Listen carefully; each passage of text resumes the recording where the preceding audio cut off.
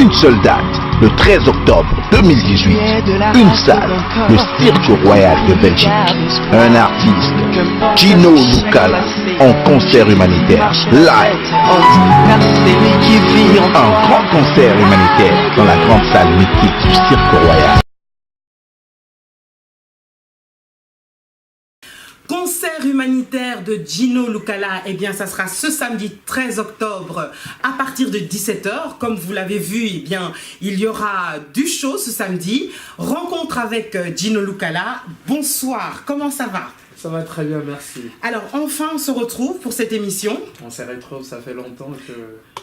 C'est prévu. Que je voulais passer, mais bon.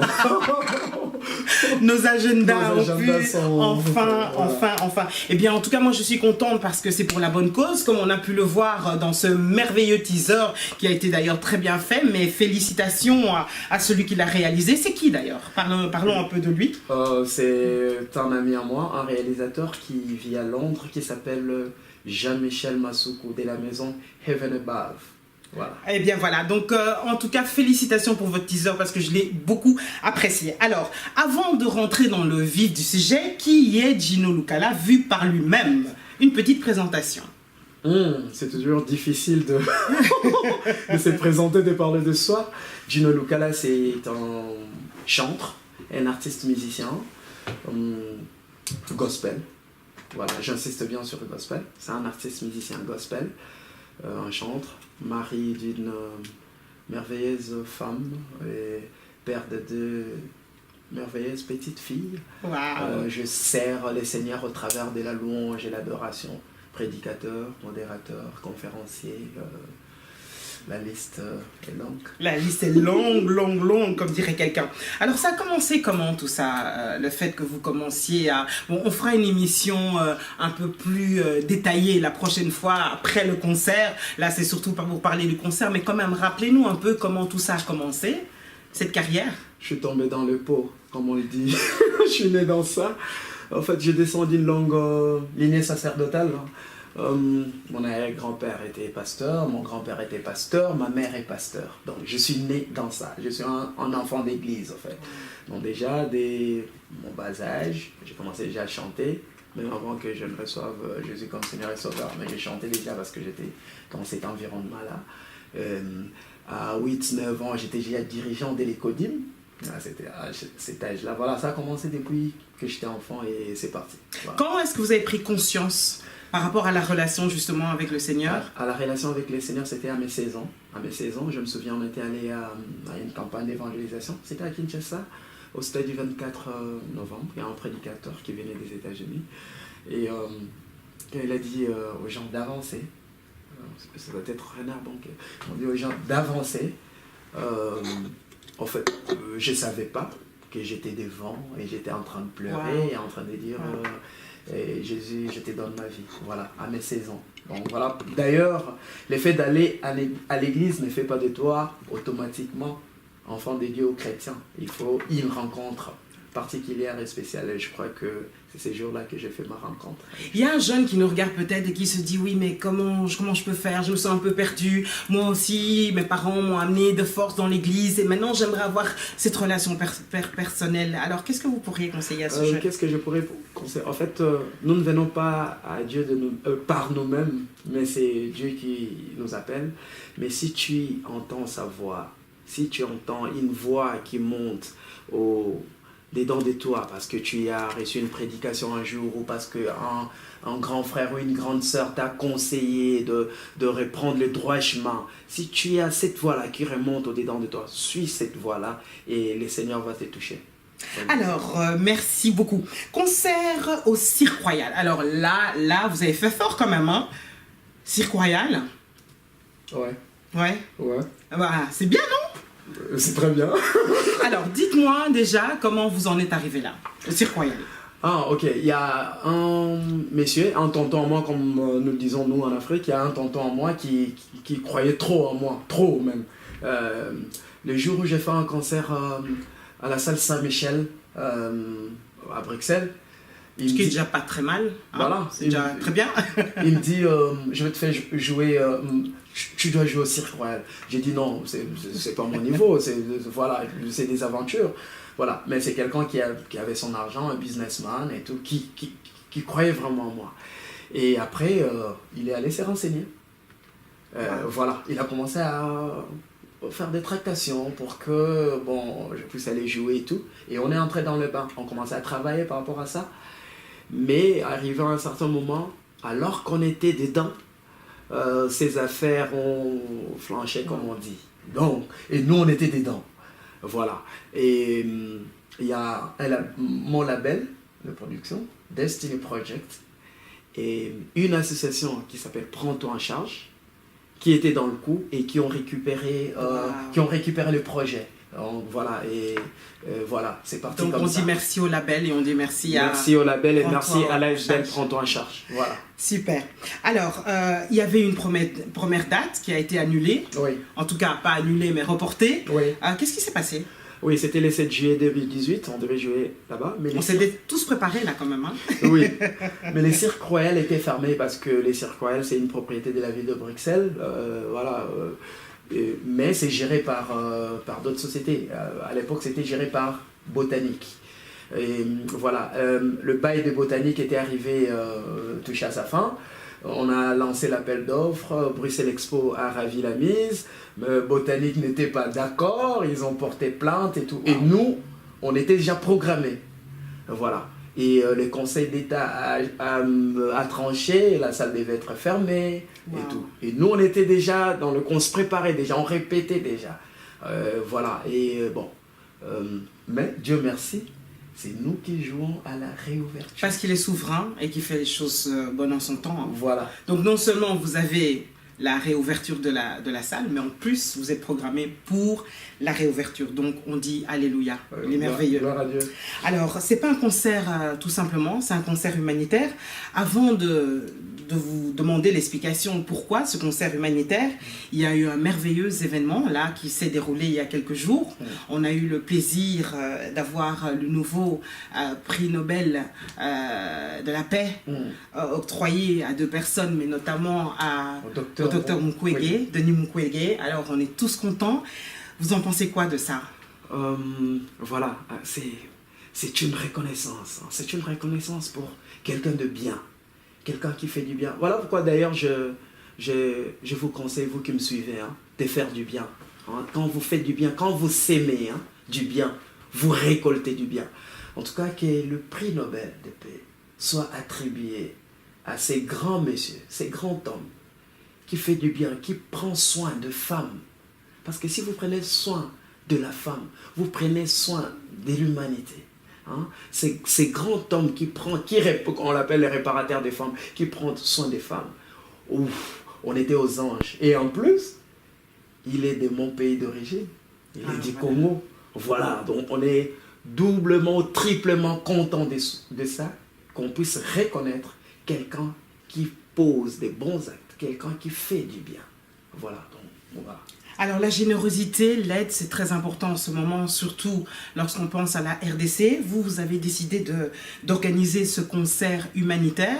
Il faut dire qu'au départ, ce n'était pas le cas. C'était un concert normal, mais non seulement le fait de changer de date a permis que vous fassiez la réouverture, mais en plus que ça devienne un concert humanitaire. Alors expliquez-nous un peu pourquoi le concert humanitaire. Donc c'est pour construire un orphelinat à Kinshasa. Comment ça s'est passé que vous en arriviez là? Ça commence par un voyage, une tournée artistique. Je suis invité au Congo pour aller faire un concert. C'était pendant la période de Noël. Je parle avec larmes aux yeux parce que voilà, à chaque fois que je raconte ça, voilà. J'arrive au Congo, il y a des amis à moi qui m'invitent à aller distribuer de repas dans les orphelinats. Ils me disent, écoute Gino, toi tu es artiste, ça fera du bien que tu puisses prêter ton image demain pour qu'on ait distribué des repas. Je dis, oh, c'est chouette comme projet. On fait le tour des orphelinats. On arrive dans la commune d'Njili, pour ceux qui connaissent Kinshasa.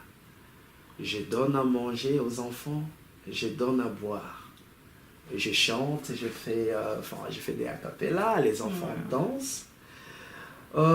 Après cela, il y a une petite qui me fait signe. Qui s'approche de moi, mais qui me fait signe. Bon, je fais un peu attention à elle. Elle me tire des côtés pour me faire une confidence. Et quand une fille de 6-7 ans, qui est orpheline... L'âge de votre fille? L'âge de ma fille est née. Quand une fille de 6-7 ans, qui est née sidatique, qui est orpheline, vous tire à côté, vous dit, tonton, que Dieu vous bénisse parce que ça fait 2 ans que je n'ai jamais mangé du poulet. Vous m'avez donné le poulet. Après quelques secondes, en fait, je me suis dit, j'ai fait tout pour que ma fille, mes 2 filles puissent manquer de rien. Mais quelque part, dans un coin du monde, il y a des enfants qui après 2 ans, 3 ans, ne mangent même pas ce poulet. Et les larmes m'écoulaient des yeux. Et voilà, c'était difficile pour moi. Et après, je demandais aux amis, aux réalisateurs, parce que je voulais faire quelque chose. Je me suis dit, qu'est-ce que je peux faire? Peut-être que je n'ai pas des millions, peut-être que je n'ai pas des milliards, mais j'ai quelque chose que Dieu m'a donné. Déjà, vous avez la voix, vous avez une voix. J'ai un talent. Et je demande d'abord aux amis, qu'est-ce que vous avez comme projet à long terme, à court terme, à moyen terme? Ils me disent que, écoutez, nous soutenons les orphelinats et les orphelins, mais il y a beaucoup d'orphelins dans la ville. Nous avons un terrain qui est à Yolo. Nous cherchons des fonds pour construire un orphelinat pour prendre beaucoup d'enfants et en charge. Donc il y a beaucoup d'orphelins, mais il n'y a pas assez d'endroits d'accueil pour les caser. Voilà. Non seulement pour les caser, mais en fait leur projet était chouette parce que c'est aussi pour créer un centre d'emploi pour apprendre à ceux qui ont grandi un petit métier. Un petit métier, voilà. Et bon, j'ai dit ok, je leur ai rien dit, j'ai juste dit ok. Mais à moi-même, comme il y avait ces projets du Cirque Royal, je me suis dit, Seigneur, comme tu as permis, est-ce qu'on puisse aller jouer au Cirque Royal?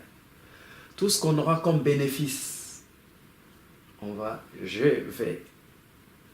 c'est moi qui ai pris la décision, je vais les reverser à cette association. Je vais contribuer. Même eux, ils ne savent pas. Ils ne savent pas. Jamais dit. C'est un engagement que j'ai pris avec moi-même. Alors quand je suis rentré, les concerts a pris une connotation humanitaire. Voilà, ça veut dire que nous allons, au travers de ces concerts-là, je veux vraiment faire écho pour qu'on puisse récolter assez de fonds pour que cet orphelinat puisse se construire. C'est le moins qu'on puisse faire. Dans les temps aussi difficiles, je pense que le réflexe a été de se dire, il n'est plus question seulement de carrière, de moi, de me voir, d'être une star ou quoi que ce soit.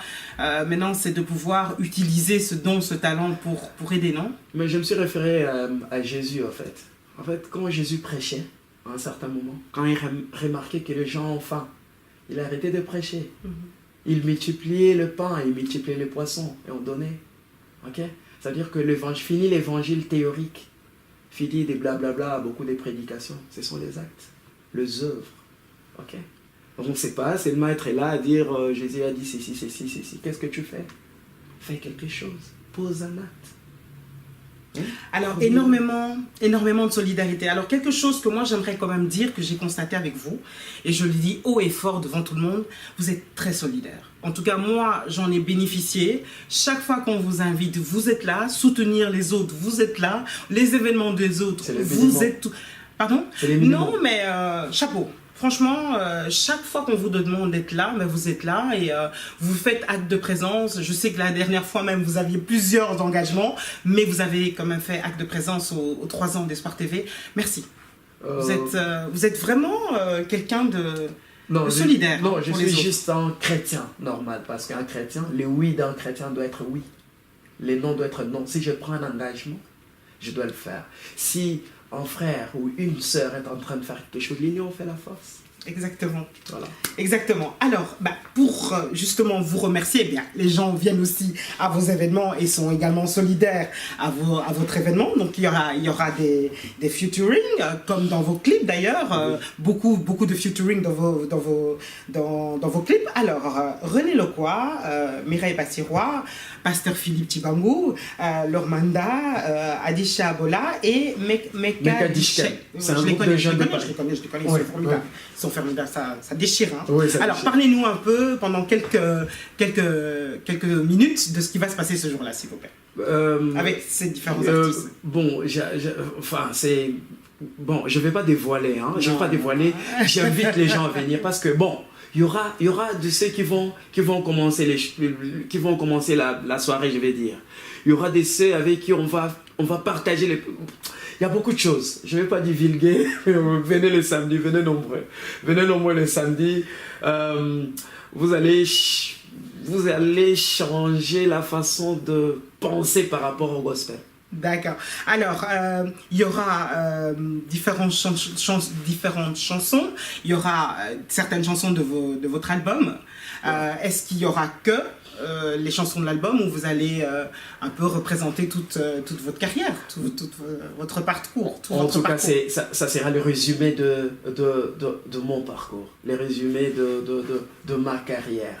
Mais à part ça aussi, pour ceux qui viennent dans nos concerts depuis 20 ans, ils savent, je prends toujours des cantiques comme ça que nous chantons ensemble dans les églises, dans le machin, je les incorpore dans le programme. Donc, mais le condensé, ça sera le résumé de mes albums, de mes singles, de mes maxi-singles. En fait. D'accord. Alors, le mot de la fin, avant le mot de la fin, si vous deviez justement résumer ces 20 ans de carrière, Ouais. qu'est-ce que vous diriez à votre public et qu'est-ce que vous diriez à Dieu? Je dirais à Dieu merci, je suis reconnaissant. Quand on dit Dieu prend quelqu'un dans la poussière et les fait asseoir avec les grands, je connais ça. Et dans la carrière, j'ai connu les hauts, j'ai connu les bas. J'ai pris les coups. Mais j'ai dit merci au Seigneur, parce que, comme il dit Ebenezer, le Seigneur nous a toujours secourus, le Seigneur a toujours été là pour nous donner l'impulsion, pour nous donner la direction à suivre, pour nous ouvrir les portes. Déjà, pour être Espoir TV, c'est déjà une grâce, tu vois. C'est déjà une grâce d'être là. Qu'on ait des gens comme moi, c'est une grâce. Voilà quoi. Donc, j'ai dit merci au Seigneur. Et par rapport à ma carrière, j'ai dit qu'il y a encore beaucoup de choses à faire. Oui, et après le cirque royal, je vais annoncer des choses au cirque. Voilà pourquoi je vous dis de venir nombreux. On va annoncer des choses. Voilà, je crois que c'est un bon mot de la fin. Hein. On va annoncer les choses.